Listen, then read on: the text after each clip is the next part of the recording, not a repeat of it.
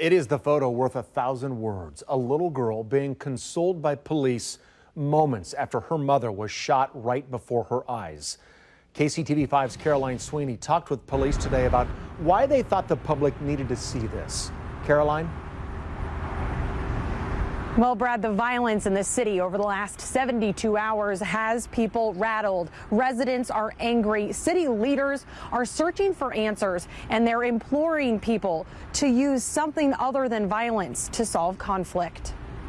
This is what Thursday night was like for one little girl in Kansas City, being held in the arms of a Kansas City, Missouri police officer after her mother was shot. No child should ever have to go through this, and Chief Richard Smith has had enough. We had an 11-year-old kid shot. We had a 1-year-old baby in a car where there's gunfire. I mean, this is getting ridiculous. I understand that being a citizen in Kansas City, sometimes it's hard to come up with civic duty or honor, responsibility, whatever you want to call it. But we're asking for that today. More than 15 people have been shot in the last part of this week, 3 of them murdered, a crime statistic the city is desperately trying to get away from. It is hard to come forward. It's hard to give that information. We all understand that. Police work more than anybody. We also know if we don't get that, we don't move anywhere.